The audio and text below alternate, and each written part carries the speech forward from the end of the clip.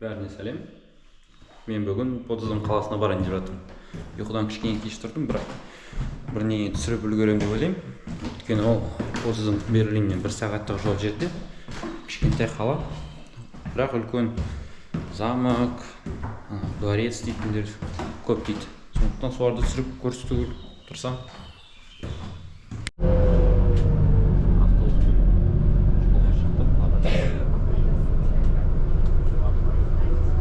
Фридрихштадт деген станциядан қазір Бранденбургтың жағына қарай Потсдамға баратын пойыз бар екен. Соған отырамын.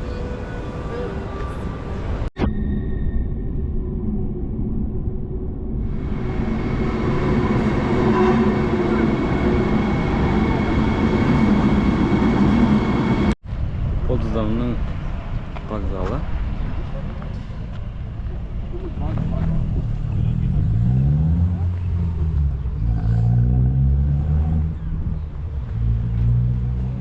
Мен ары қарай қаланы зерттеуге баратырмын.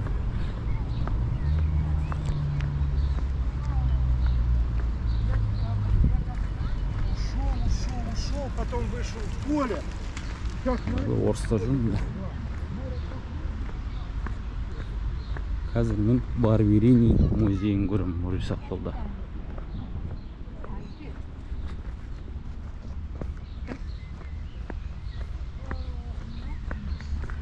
Мұражайын дұрысырақ айтсақ.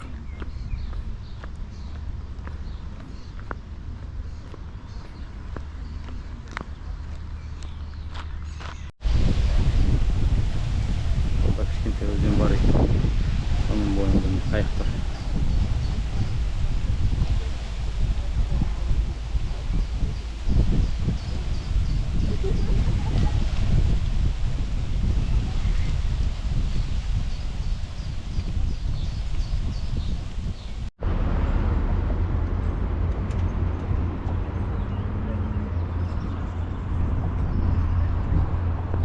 Өзеннің бойынан көпір өтеді екен, сол көпірмен жаңағы Барберини сарайына қарай бара жатырмын. Барберини сарайында сол Барберини мұражайы бар.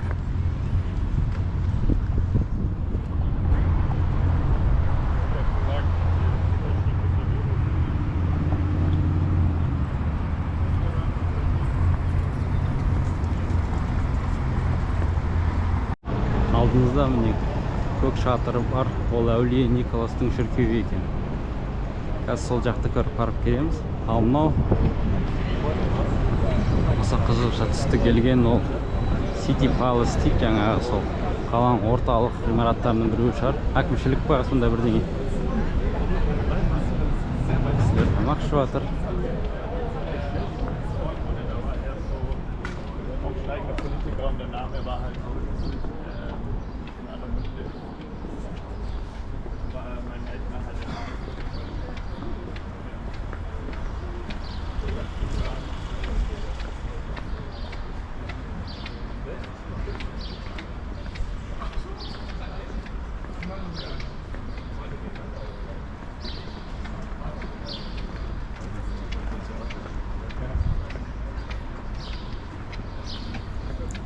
Бұл алдымыздағы әдемі ғимарат Потсдамның мұражайы екен.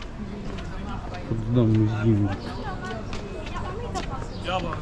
Үстінде бір дөңгелек шарды көтеріп келе жатқан бір адамның мүсіні екен. Ол жаңағы әулие Николастың шіркеуі. Кафедралдық собор сияқты бірдеңе шығар. Қатты білмеймін енді. Не бір мұражай бар.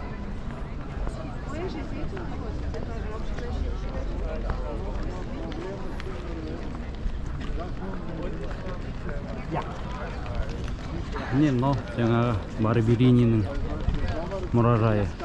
Мынау Барберини мұражайы. Осыдан 2017 жыл салынған мұражай екен. Мына жерде жаңа Клод Маненің, Мунктың жұмыстары бар екен. Және әртүрлі выставкалар өтіп тұрады екен. Мына мұражайда дәл солай шығар, білмеймін, бірақ қатты көп оқымадым. Мына бір обелиск дейді тұрған орталықта. орталық әдемі екен. Қарармын. Ішіне кіретін билеттердің бағаларын бәрін тексеріп көрермін. Мүмкін көшірамын. Барлығының бір жерде тұрған өте ыңғайлы екен. Бірақ мен бүгін барғым келетін жердің бірі ол Сан-Суси сарайы. Сол жерді көріп, сол жерде видео түсіргім келеді.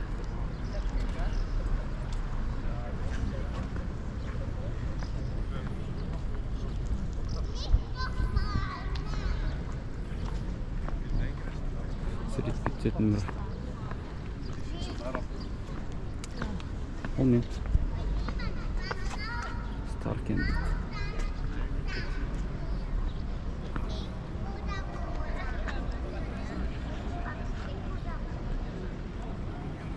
Ана жерде қателестім, мынау кафедралдық емес, евангелический шіркеу екен. Білмеймін не екен, шынымды айтсам.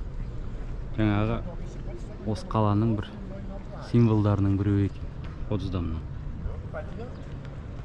1830 жылдары Карл Фридрих Шенкель деген адамның сұрауымен салынған.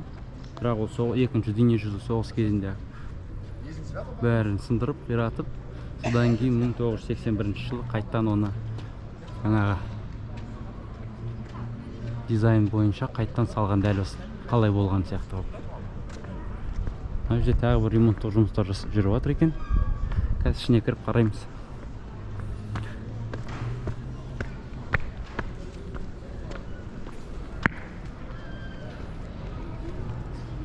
Шіркеулердің ішінде сөйлеуге болмайды.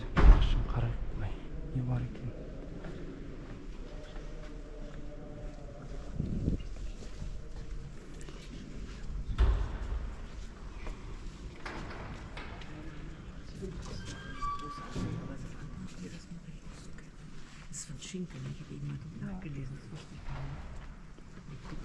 Шенкель салған.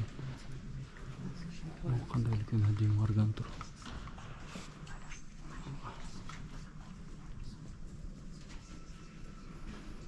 Мозаикасымен видеода дұрыс көрінеді, мозаика, бірақ іште мозаикамен шатыры көрсесі бар.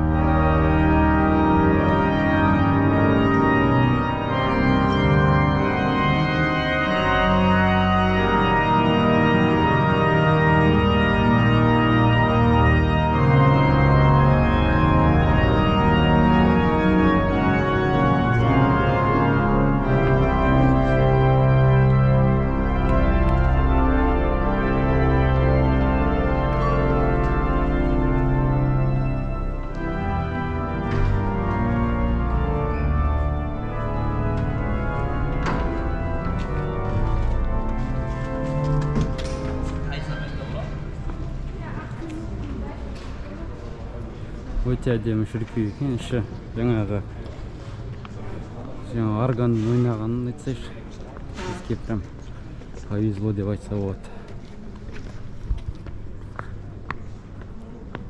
Жаңағы қаланың әкімшілігі City Palace. Соның ішінде саябақ болады. Қателеспесем. Обелискті қойдың мүйіздерін жасап қойыпты. Омыртқаларымен ба, әдемі.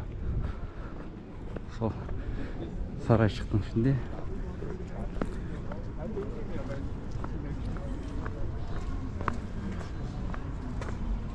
Осылан архитектура қызықтылы сол.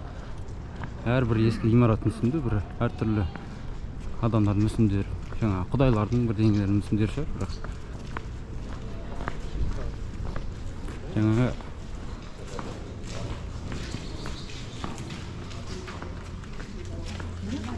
әкімшілік ғимараттың ішіне келдік. City Palace дейді, білмеймін, ол әкімшілік бе жоқ па. Бұл бірдеңе мүсіні, бір кісінің.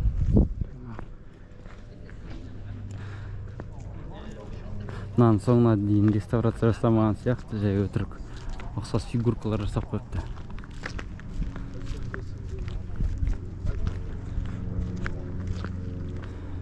Ауа райы бұзылайын деп тұр бізде, жаңбыр жауғысы келіп. Көреміз енді қанша түсіріп үлгеремін, мүмкін жаңбырдың астында түсірем.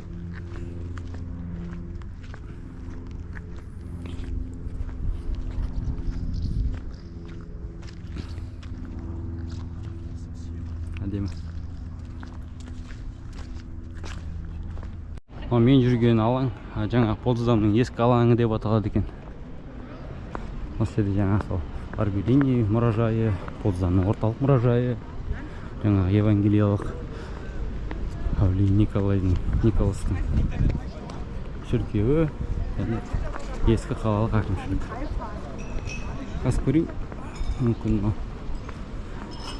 Арбелини мұражайын кіруге рұқсат бере ме? Қалай екен?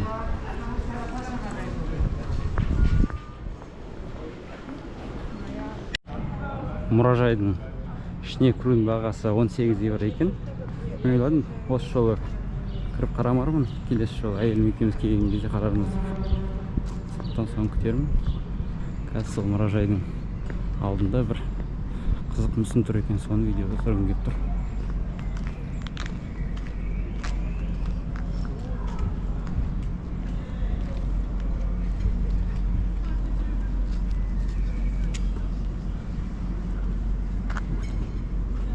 Қолдан жасалған. Вольфганг Матио дейді жасаған. Марк Креп дейді, білмеймін ол кім екенін. Өте әдемі. Жерде әдемі гүлдер.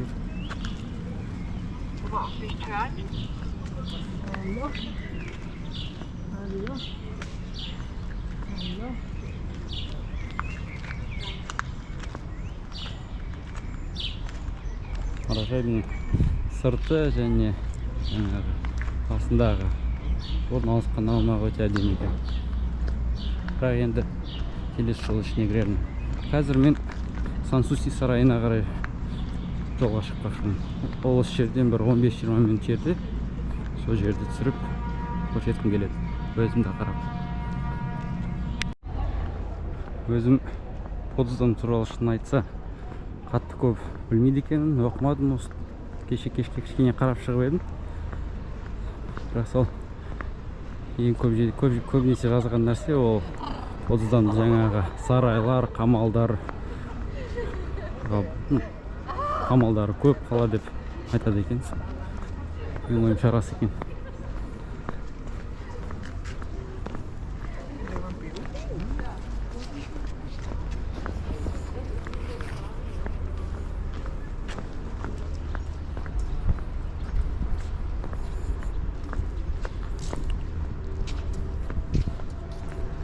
Берлиннен Потсдамға дейін орталықтан мысалға 1 сағат емес, 25-30 минутта жетуге болады екен. Мен мысалға Берлиннің солтүстігінде тұрамын, сондықтан маған барлық жол 50-60 минуттай алған шығар. Мен Регио деген регионалдық пойызбен жеттім. Оның бәрі мысалға маған менің қалалық проезднойымның ішіне мысалға кіреді. Сондықтан мен мысалға осындай алыс емес Берлиннен қалаларға билетсіз проезднойдың арқасында бара аламын. Алдымызда қызылда келген ғимарат, ол фильм музейі дейді. Киноның музейі. Қарау керек.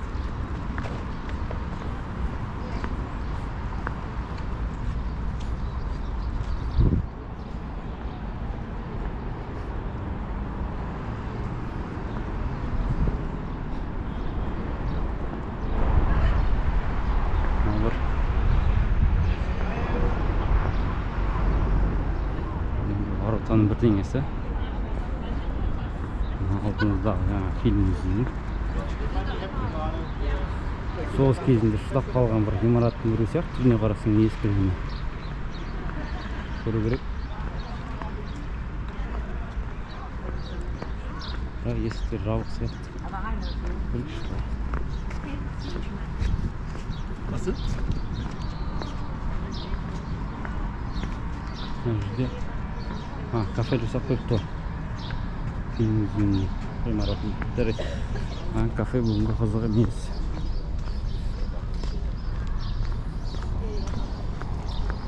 План бойынша көп жерлерді жаяу өту. Қала қатты үлкен емес сияқты орталығы.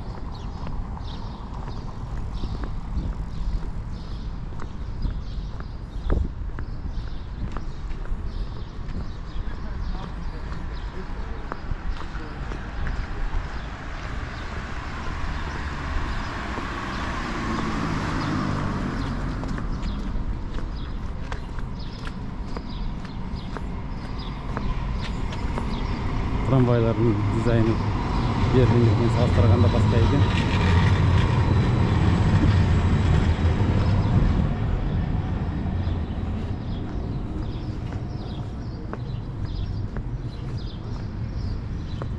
Бұл жерде бір құрылыс жүріп жатыр. Қалай салынып жатыр ма, жаңағы ескі ғимараттар реставрациясы өтіп жатыр ма, білмеймін. Бірақ біраз жерде құрылыс болып жатыр.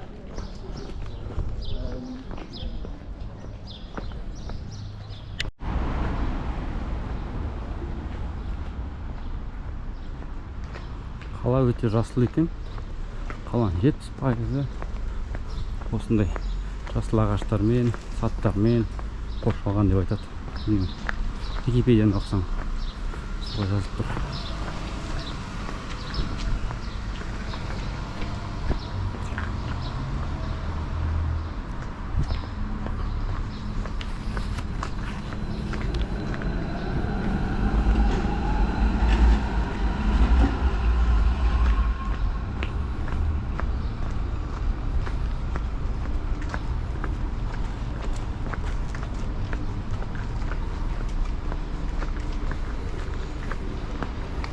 X15 автобусымен сосын мен вокзалға қарай қайтып барамын. Hauptbahnhof деген, ол Hauptbahnhof па, білмеймін қалай оқылады дұрыстап. Сол вокзал орталық.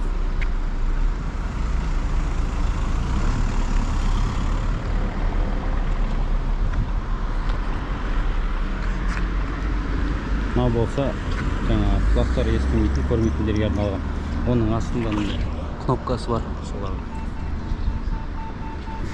Басатын болсаң, мысалы осылай дыбыс шығады. Пип-пип-пип-пип-пип деген.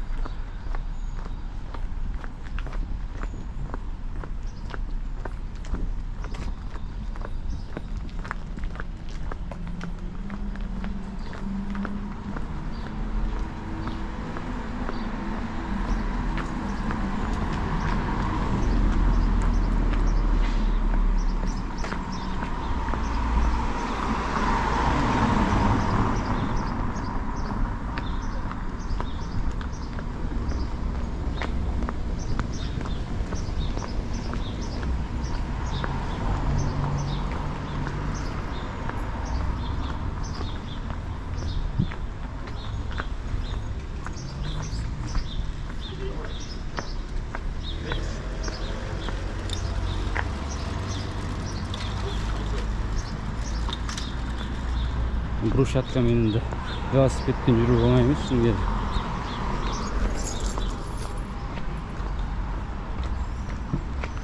Мен осы Берлинде бір рет самокат алып көріп едім. Көшелердің көбінде турасында брусчатка, мысалға дір-дір етіп, дірілдеп вибрациядан зорға жеттім.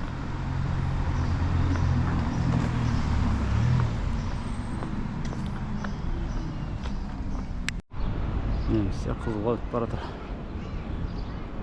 Бірақ мен өзіме олай пока не могу позволить.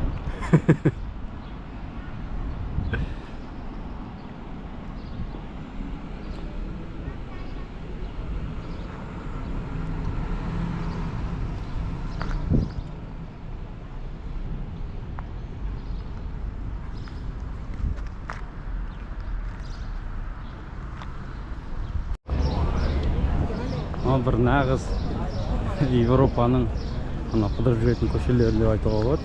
Мына жерде жаңағы кафелар, ресторандар әдемі. Жаңағы летниктармен өздерін жазда отырып, рахаттанып тамақ ішетін. Алда бір шіркеу ма, бір дене тұр, бірақ оны сосын қарайтын шығармын. Қазір мен сіздерге көрсеткім келетіні ол жаңағы Потсдамның триумфалдық аркасы, немесе Бранденбургский ворота дейді Потсдамның. 1770 жылы жаңағы Фридрих деген король салыпты. 7 жылдық соғыс жығып, сол соғыстың арнап па, соғыстың ұтылуына арнап осы салыпты. Дизайнды сол кезде Римнің бір триумфалдық арқасына қарап салыпты.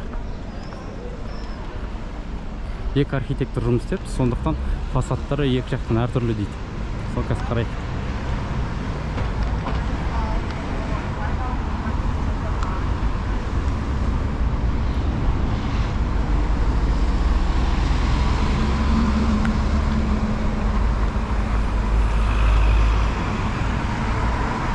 Шынымен қазір алысырақ барып қарайын.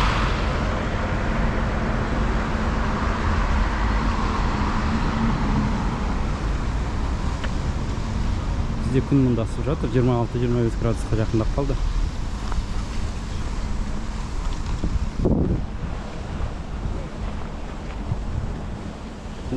Бранденбургты ворота дейді, триумфалдық арка немесе.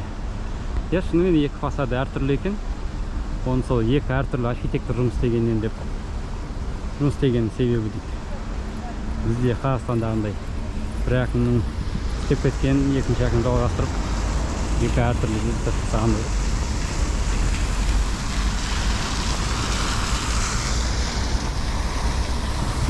Білмеймін не екен. Бір медицинский центр деймін ба?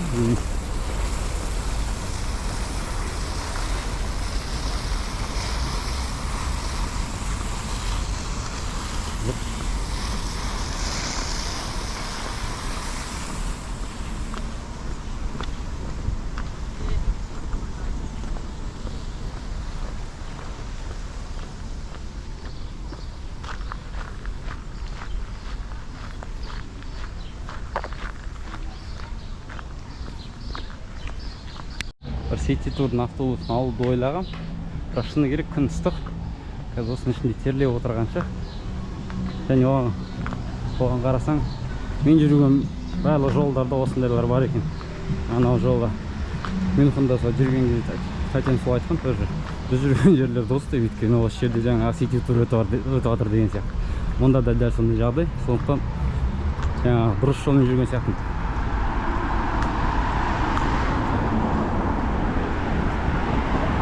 Қазір сол жаңағы Сан-Суси деген сарайға жолдамын.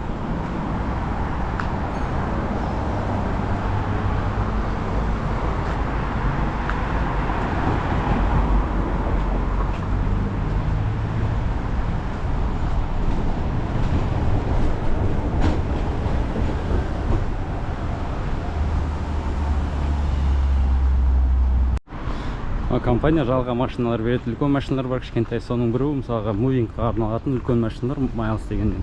Слогандар күшті. If you like to move it, just move it сияқты. I like to move it.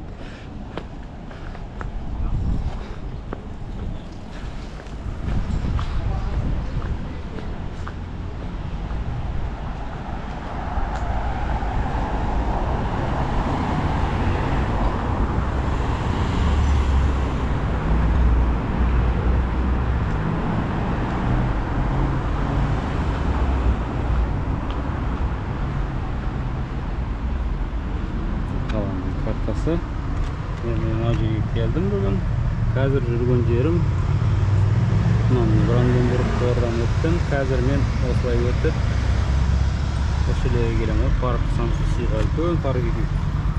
Қарасаң қала қатты үлкен емес. Өйткені мен барлық жаңа жерлерді жаяу өткіздім.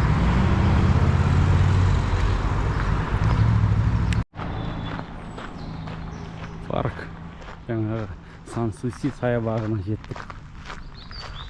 Не бар деп мұнда? Жаңағы Сан-Сусиның сарайы бар дейді. Жаңа сарайы бар дейді. Қытайлық үй дейін ма? China slash house білмейсің айтсам. Бәрі қазір қарап көреді.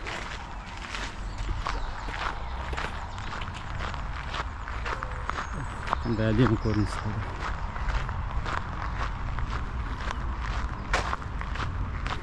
Әзірге видеолардың көбін 1080 деген качествоға түсіріп жатырмын. 4К түсіруге мүмкіндік бар, бірақ жаңағы флешкамда бүгін тексермей. Şimdi орында орын жоқ екен.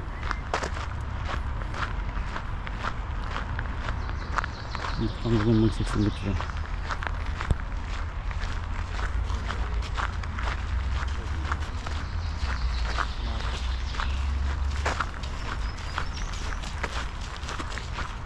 Алдымызда тағы 2 колонна.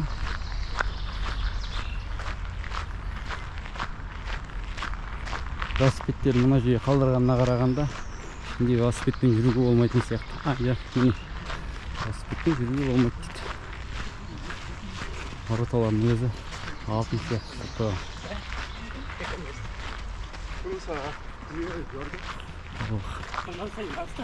Әдемі.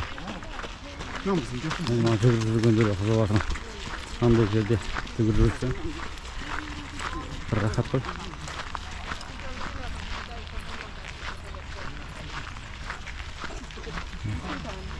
Саябақтың іші бір фаунаның лабиринт сияқты.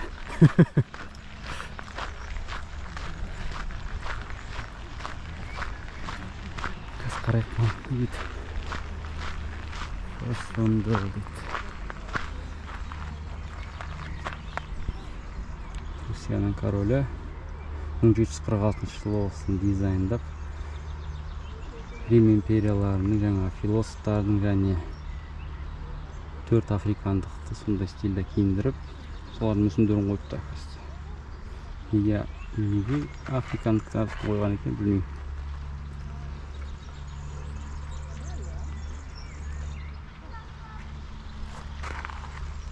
Қазір осыған байланысты дебаттар жүріп жатыр деймін. Түсінуімше, өйткені жаңағы расистік.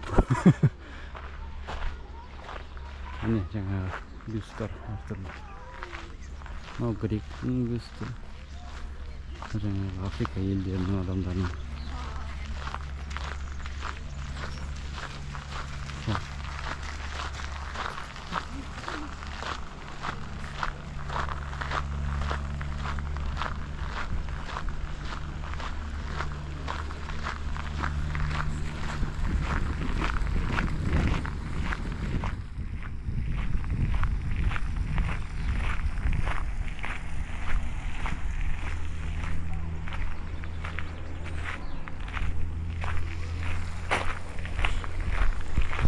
Шығыс демалатын парктың зонасы. Бұл жақта не бар екен қарайық. Паркты саябақ деп айту басына келмейді. Саябақ па, бақ па. Соның біреу болады.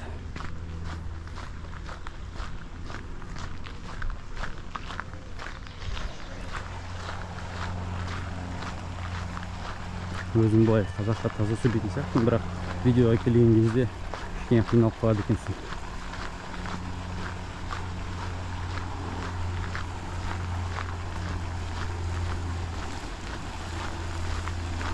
Былай саябақ қарасаң қыдырып серуендеп жүруге тамаша жер екен. Демалып отыруға. Міне тағы қазір баяғыда осы баяғыда емес, осы 1-2 жыл бұрын Германияда барлығын киетін футбол формалары бәрінікі Бавария болса, қазір қарасаң байыр көп келе жатыр. Өйткені осы жылы Ливеркузеннің байыры бірде бір ойынды жеңілмей сезонда чемпион атанды. Хаби Алонсоның командасы.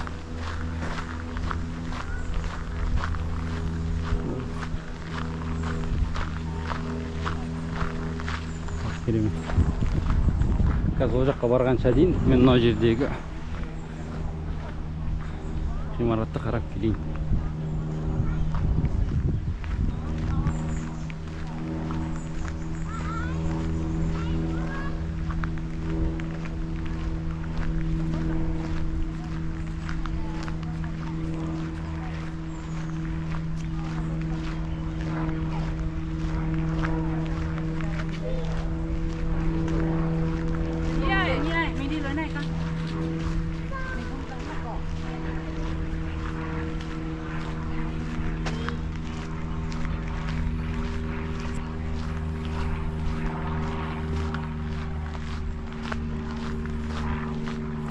Осы жерде бір Фридрих тап жүрді ғой кезінде қыдырып.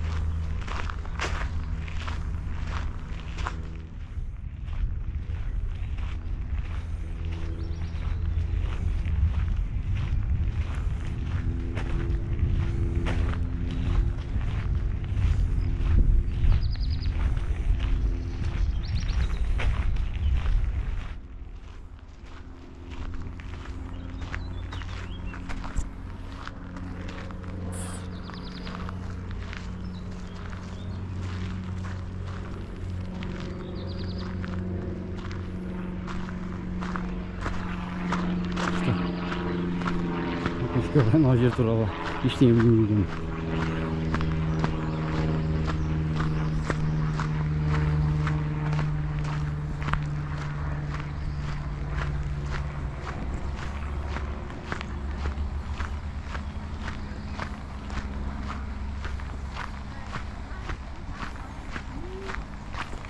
Бірақ алдымыздағы Сан-Суси жаңағы сарай туралы кішкене ақпарат оқып үлгерген бүгін. Сол туралы кішкене айтып өте алатын шығармын. Жаңағы Сан-Суси сарайы ол Пруссия королі Ұлы Фридрихтің сүйікті резиденциясы болыпты.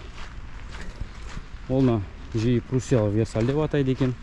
Және де Потсдам қаласындағы ең танымал бір ғимараттың бірі екен.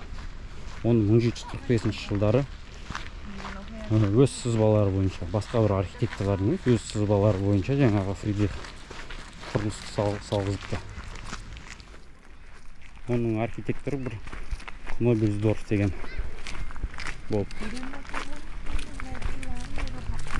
Ең қызығы жаңағы Сан-Суси деген сарай, ол жаңағы Фридрихтің өзінің ғана сарайы. Ол жерде бір сөз ұмытып қалдым, бірақ әйелдерсіз сарай деген. Сондықтан өз әйеліне ол Берлиннің қасында бір басқа сарай сыйлапты. Онда өз жалғыз тұрған сияқты ғой. Осында ол жаңағы сәуір айының басынан бастап қараша, қыркүйектің соңына дейін демалатын. Ол сарайды қазір сіздерге көрсетемін. Міне алдымызда сарай. Қазір мен оған орталық жақтан барайын.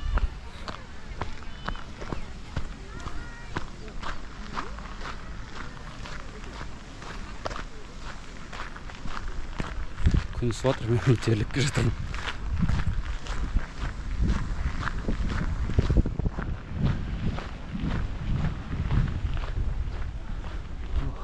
Әдемі мына жерде қазір бізде мамыр айының ортасы, соңына қарай жақындап келе жатыр енді. 25 ғой. Әлі гүлді үлгермеген шығар. Мына жерде менің ойымша күзге қарай барлығы пісіп нетіп бірдеңе шығатын шығар. Бірақ өте әдемі көріністі.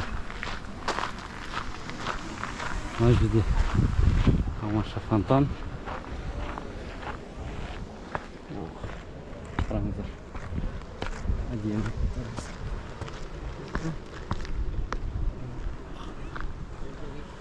Сан-Суси сарайы.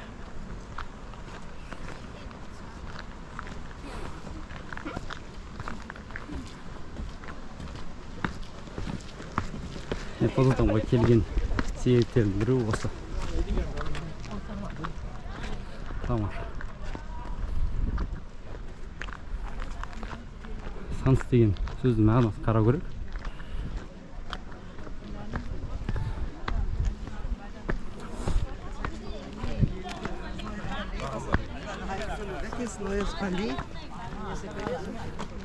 Тамаша.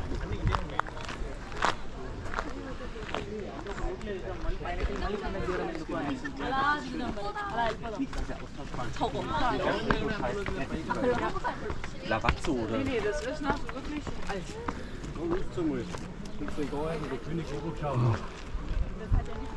Тамаша.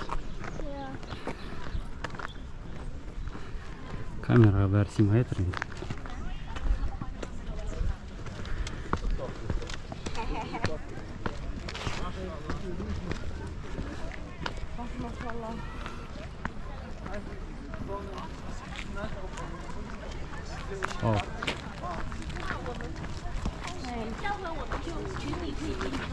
Әр елге барсам қытайлықтар барлық жерде жүреді.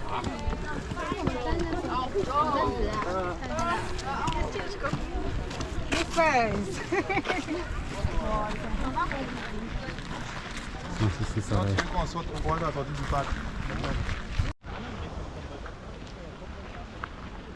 Сан-Сусиға визит ашылды.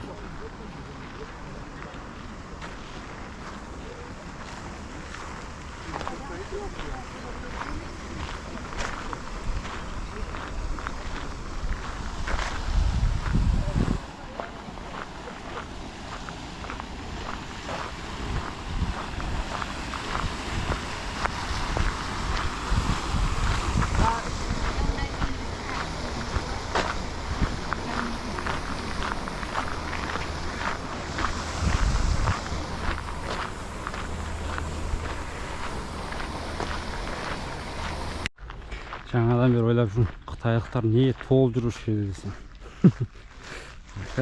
Олардың мұнда Сан-Сусида өздерінің Қытай үйі бар екен десем.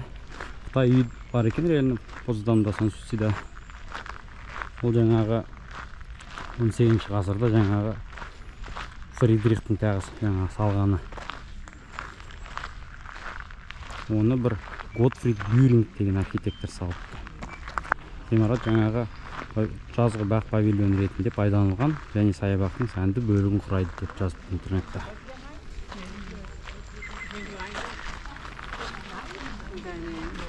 Қытайлық стильде жасалған. Сол жаңа 18-ші ғасырда осы Қытай, Еуропада осы Қытай мәдениеті популярны болды ма бірдеңе еткені.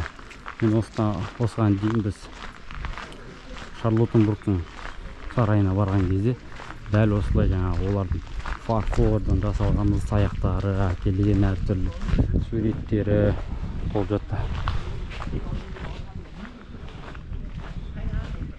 Сол кезде жаңағы сауда-саттық жолдар ашылып, мүмкін Еуропаға дейін әкелген ғой. Соған арнап міне Сан-Сусида да Қытай үйі пайда болыпты. Қазір ішіне кіріп көреміз. Сырты өте әдемі.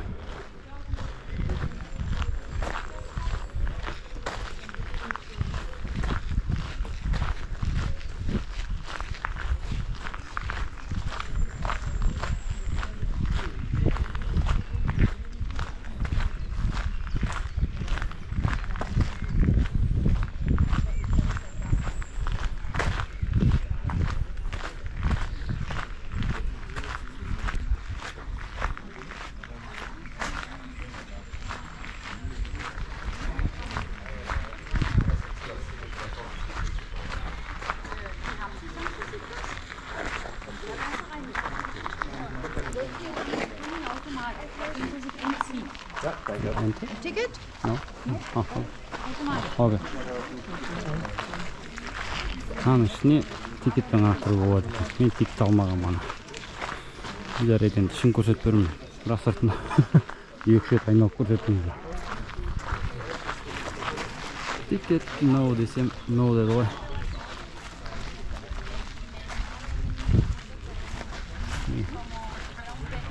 Ғимараттың сырты тамаша.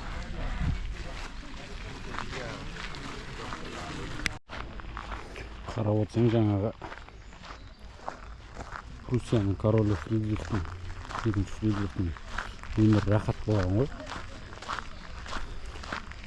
Жаңа бір Сан-Суси сарай аз болғанда ол өзінің екінші жаңа сарай салып, өзі Руссия мемлекетінің күш қуатын көрсету үшін. Оның аты жаңа сарай. Оны 1760 жылы салыпты. Жаңа сарай жаңа Руссиядағы ең ірі және сәнді корольдік резиденциялардың бірі болып саналады екен. Және ол жаңағы анау оның алдындағы Сан-Сусида өзі рахаттан демалып жүретін болса, мынау резиденцияда ол жаңағы адамдарды ресми қабылдаулар, мереке іс-шараларды жасауға пайдаланыпты. Сарайдың сыртқы көрінісін осындай жаңағы шіркеулердің үсті сияқты изумруд сияқты бір дейіне. Сыртқы соны жақын жерден видео түсірейін. Бірақ алыстан өте әдемі. Қызығы жаңағы сол Сан-Сусидан 1,5 километр жерде жаңа осының бәрі бір үлкен саябақ. Мына жақта Сан-Суси қалды.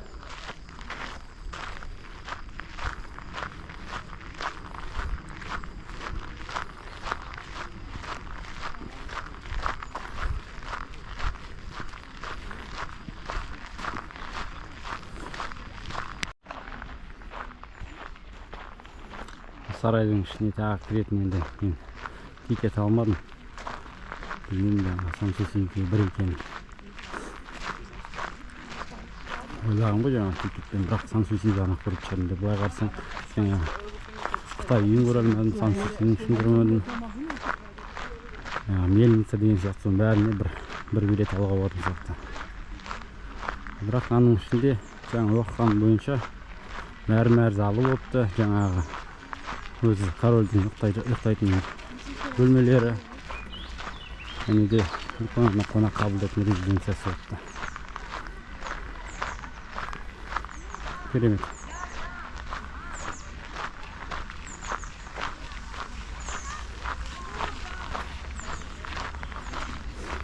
Подузым әдемі екен.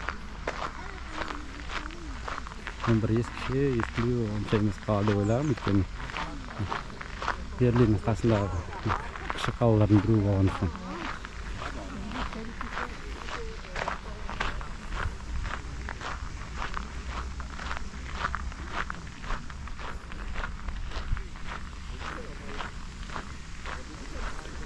Мың 760 жылдар осындай ғимараттар салған. Қалай?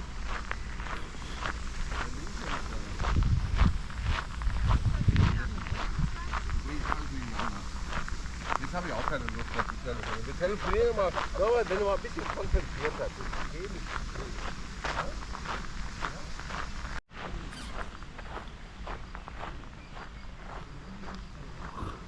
Әдемі. Бір Рим империяның солдаттары тұр. Бір еліктің ба бірдің үстін терісін смеги бапты.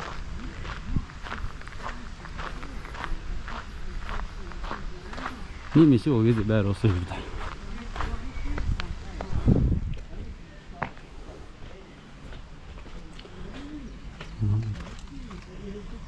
Шын көрмейді.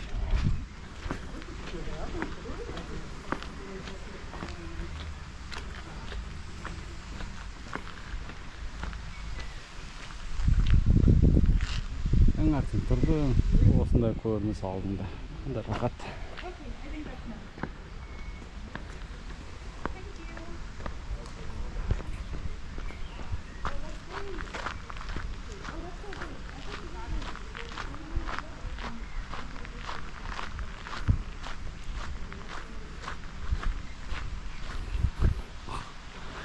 кішігірім балкончиктары болыпты.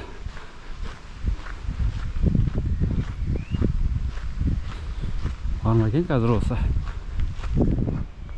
Фридрихтің ұрпақтары осы үйде тұрғын келеді дейтін. Германияның символы бүркіт. Кезінде Третий рейхтің символы болған.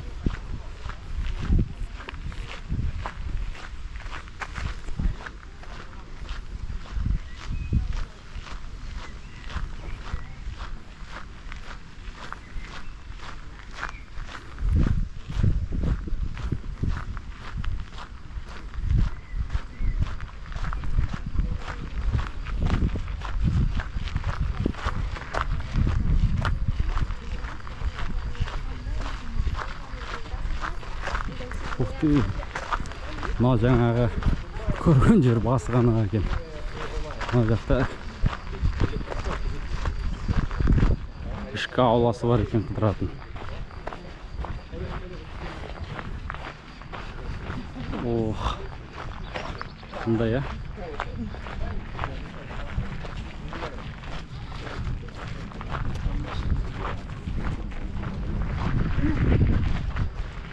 Бөлме жақты сияқты қолданылған жауыз кішкентай деп.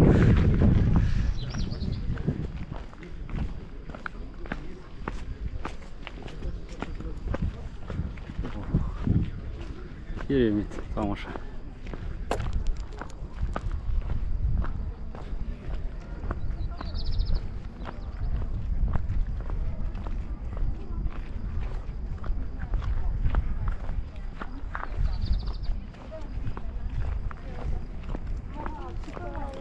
Осы жерде шығар ең көп осы мен сарай қамалдарды көрген жерім.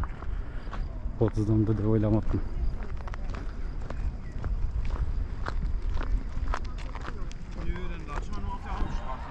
Жағын қараңыздар, қалай әдемі.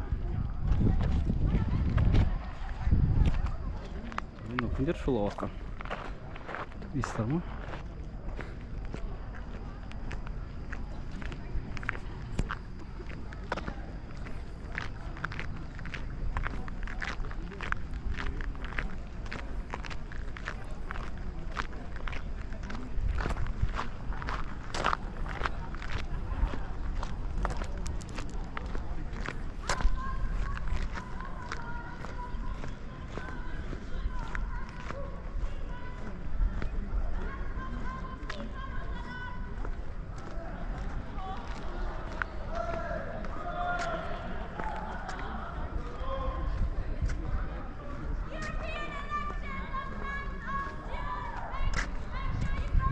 Мынау алдымыздағы MDCCLX IX дегеніміз 1769 жыл.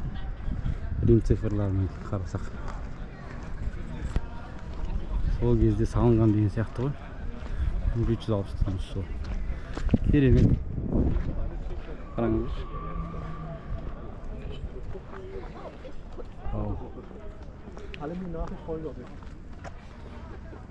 Мынау жақта бұлай. Екінші жағы.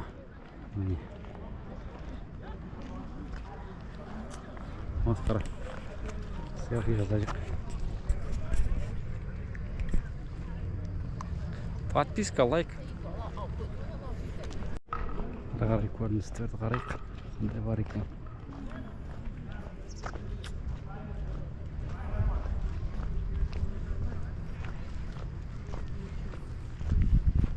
Шынымен туристерге бір келгенде алыс емес жерде осынша нәрсе көру деген бір рахат. Осының үстіне мініп көрейік. Сатымен көтерсек. Колоннасына. Жаңа сарайдың. Орыстар жүр бәрі жерде. Кәскейдің етейін деп. Ух ты! Университет Постан дейді.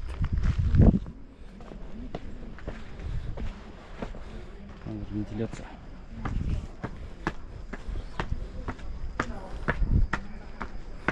Немесе су ағатын.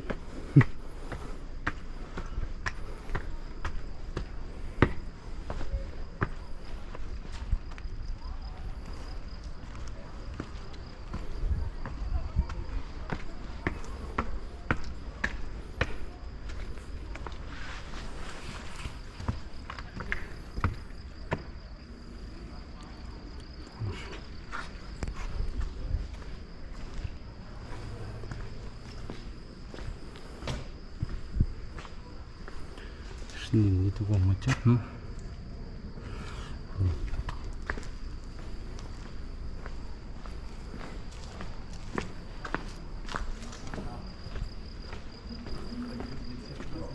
күніңіз әдемі түсіп тұр осы жерде. Қазір енді осы жердегі жаңа саяхатымды бітіріп көретін бәрін көрген сияқты болдым. Әдемі, тамаша жер екен. Жаңағы Ұлы Фридрихтардың салғандары тамаша. Енді мен Дач квартал деген бар екен, квартира. Ол деген жаңағы голландский квартал екен осы жерде. Сол жерді көріп келмекшімін. Ол үшін жаңағы X15 деген автобусқа отырып барамын.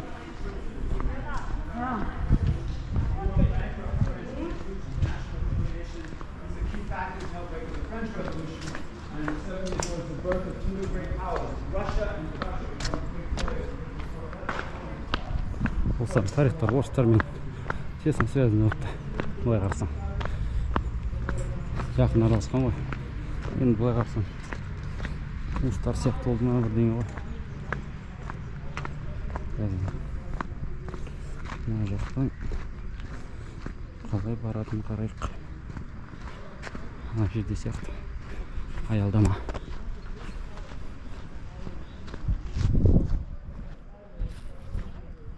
Қалай деймін. Тоқтап қарайық осылай.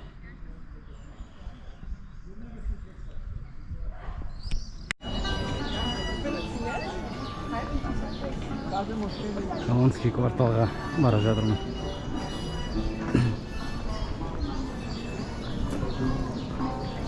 Сіздер рахаттанып, серуендеп жүретін көше екен ма?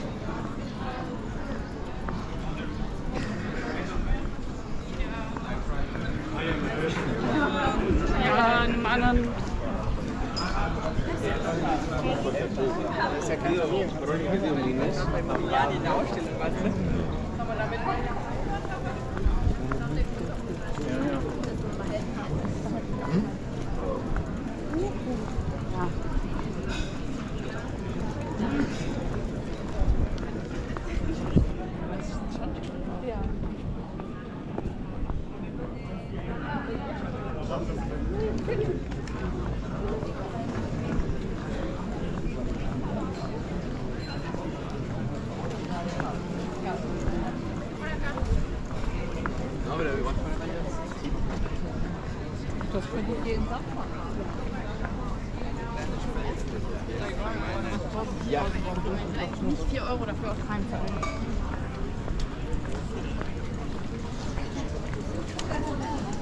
Hätte man ja mal.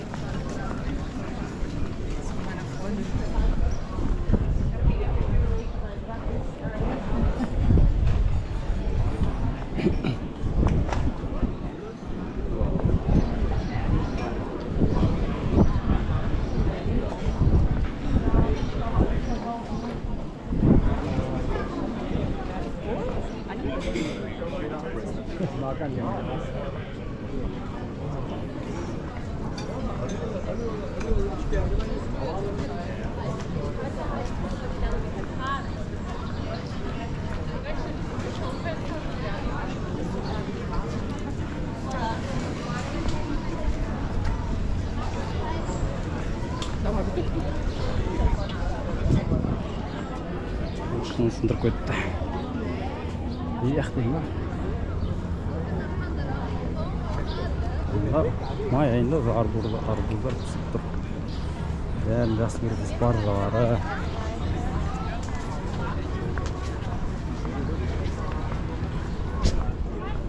Что-то.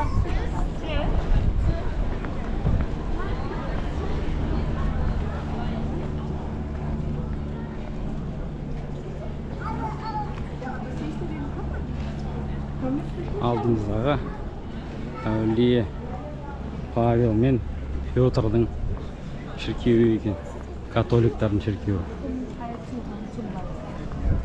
Көріліп тұрған шығар қазір. Қоңыр түсті. Сендер есте біле келсеңдер, мен өзім Петропавл жағының тумасым сол. Осы екі әулиенің атына қойған шығар сол кезде, Петр мен Павелдің. Бірақ қазір қазақтарға өзімізге жақын дегендей Қызылжар деп атаса жақсы болады деп ойлаймын.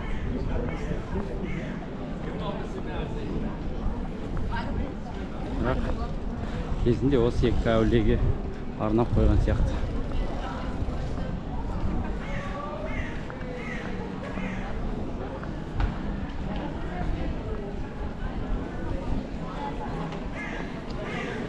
Көп жүрмей тоже кішкене уақыттан кейін өзіме бір тамақ ішетін жер тауып, тамағымды ішіп, осы қалған қорытындысын жасап дегендей, сосын үй жаққа қарай жол жүру керек.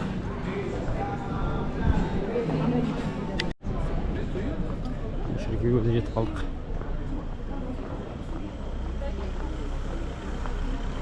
Абай мен машина жүретін жолдың турасынан кетіп барады екен.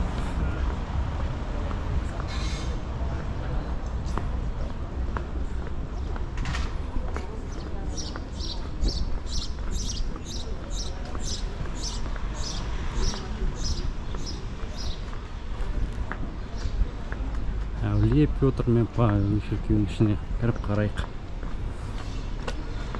Содан соң голландский кварталға сразу барамыз. Ол міне осы жерде уже басталады.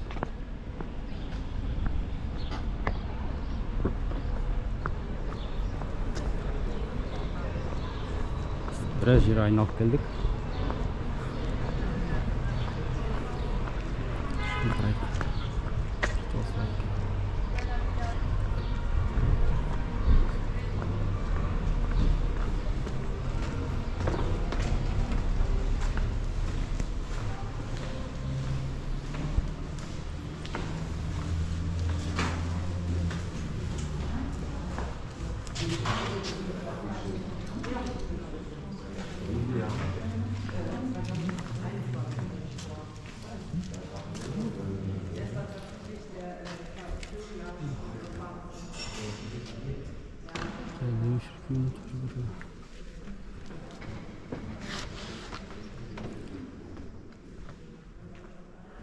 Стилистикасы басқасы. Органдар бар екен. Адамдар отыратын аттары басқаша. Сол католиктарды мешітте отырған шіркеулер кішкене басқаша екен.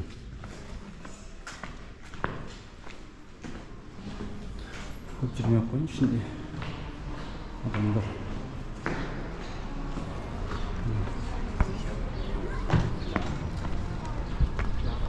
Уақыт тегіш қанатында отырғанда.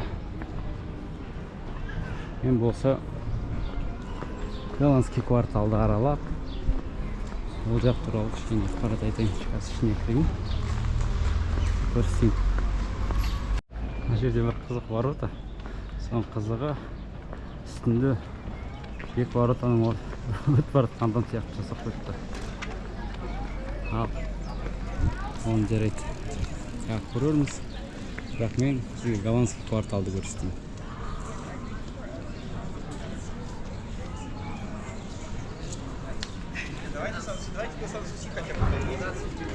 Вот, смотрите, еще чек. Голландиялық кварталдың тарихына келіп атсақ, ол 1733 мен 1740 жылдары салынған екен. Бұл ауданды салу идеясы жаңағы Пруссияның Фридрих Вильгельм біріншінің басына келіпті.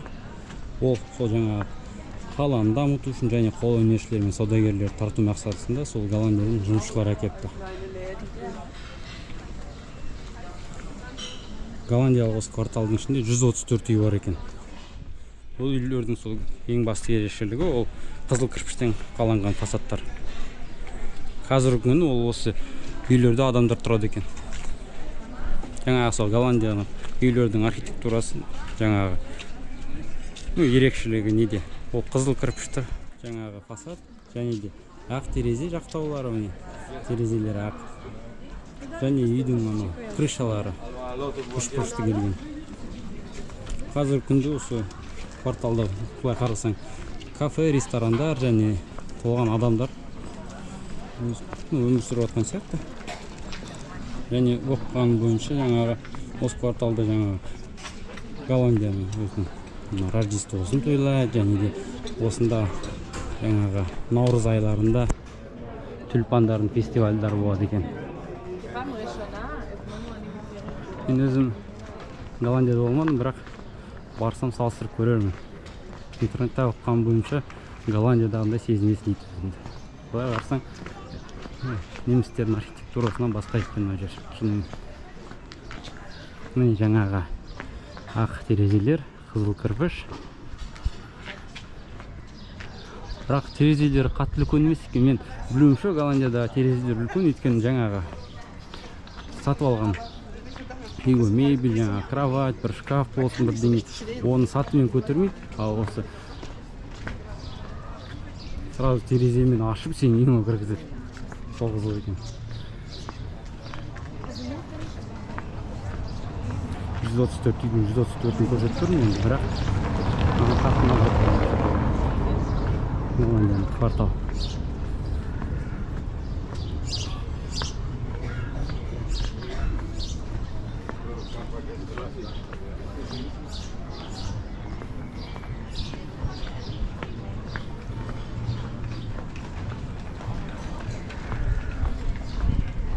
Сүйікті сұралары немістердің істейтіндерінің ең жиі демалысқа өткізетін түрі осы бір жерге барып бір екі-үш sıra алып рахаттанып отыру.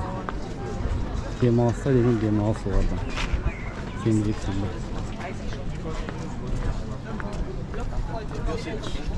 Шынымен күшті екен. Голландиялық квартал.